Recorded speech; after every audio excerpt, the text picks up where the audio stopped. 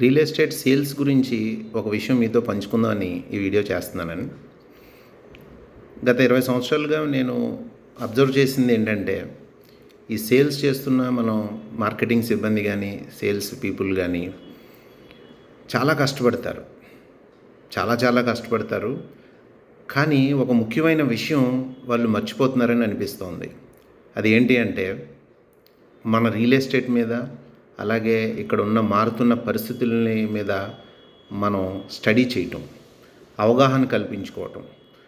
ఇది లేకపోతే మన శ్రమ చాలా వృధా అయిపోతుంది. దానికి కారణం ఏంటంటే, ఈ రోజున సోషల్ మీడియా ద్వారా కానీ, లేకపోతే రకరకాల ప్లాట్ఫామ్స్ ద్వారా కస్టమర్ చాలా అవేర్నెస్ పొంది చాలా ఎడ్యుకేటెడ్ అయి ఉంటున్నారు ప్రతి విషయంలోని. సో కస్టమర్ కన్నా మనం కొంత ఎక్కువ నాలెడ్జ్ ఉంటేనే కదా వాళ్ళని మనం కన్విన్స్ చేయగలుగుతాం. అలా కాకుండా మనం మోస పద్ధతిలో అలాగే చేసుకుని వెళ్తే కష్టానికి తగ్గ ఫలితం రాదనేది నా అభిప్రాయం.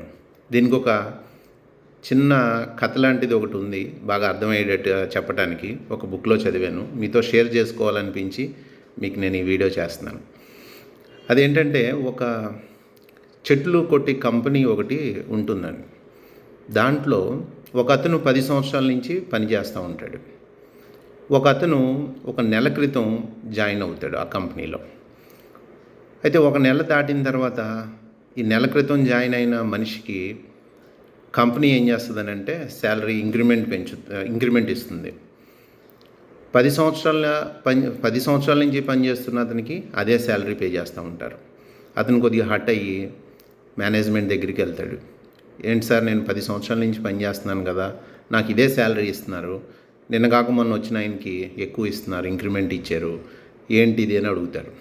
మేనేజ్మెంట్ ఏమంటుందంటే, మేము రిజల్ట్స్ని బట్టి వెళ్ళి కంపెనీ మాది, నువ్వు 10 సంవత్సరాల నుంచి చేసిన రోజుకి నువ్వు 10 చెట్లు నరకగలుగుతున్నావు, అతను మాత్రం రోజుకి 15 చెట్లు నరకగలుగుతున్నాడు, నువ్వు కూడా 15 చెట్లు రోజుకి నరికిరా, నీకు కూడా ఇంక్రిమెంట్ ఇస్తామని చెప్పారు.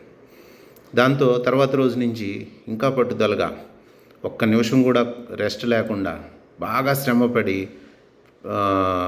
చెట్లు నరకటం చేస్తున్నాడు. రోజంతా అయిన తర్వాత సాయంత్రం చూస్తే ఇంచుమించుగా అదే 10 చెట్లే నరకగలుగుతున్నాడు. ఒక వారం ప్రయత్నం చేసిన తర్వాత మళ్ళీ మేనేజ్మెంట్ దగ్గరికి వెళ్ళి, సార్ నా వల్ల కావట్లేదు, నేను ఎంత ప్రయత్నం చేసినా 10 చెట్లే నరకగలుగుతున్నాను అని చెప్పడం జరుగుతుంది.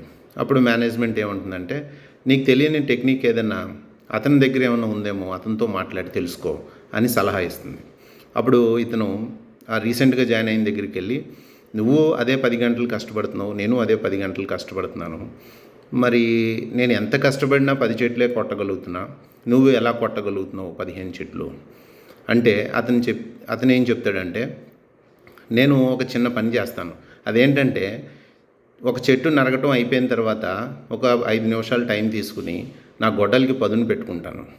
మరి నీ గొడ్డలికి నువ్వు ఎప్పుడు పదును పెట్టుకున్నావు అని అడుగుతాడు. అడిగితే ఆలోచించడం అతని పని అవుతుంది.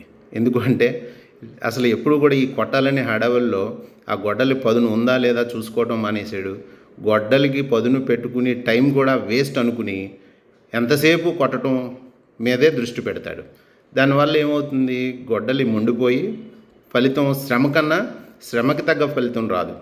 కాబట్టి ఇక్కడ మనకు మన వ్యాపారంలో గొడ్డలు అంటే ఏంటి, మనం చేసే సేల్స్. కాబట్టి రియల్ ఎస్టేట్ గురించి అవగాహన తెలుసుకోవటమే ఇక్కడ మనం పదును పెట్టుకోవటం లాంటిది. కాబట్టి ఇది ఒక్కసారి గమనించి మీరందరూ కూడా సాధ్యమైనంత వరకు సబ్జెక్ట్ తెలుసుకుంటే, అసలు లేఅవుట్ అంటే ఏంటి, రాబోతున్న డెవలప్మెంట్స్ ఏంటి, చాలామందికి చాలా తెలియట్లేదు. కస్టమర్ వచ్చి మా దగ్గరికి మాట్లాడినప్పుడు మీ వాళ్ళు ఇలా చెప్పారు అలా చెప్పారంటే నాకు ఆశ్చర్యంగా అనిపిస్తూ ఉంది. కాబట్టి దీని మీద శ్రద్ధ పెడితే మీకు తప్పకుండా శ్రమకు తగ్గ ఫలితం 10 వస్తుందని నేను నమ్ముతున్నాను. All the best.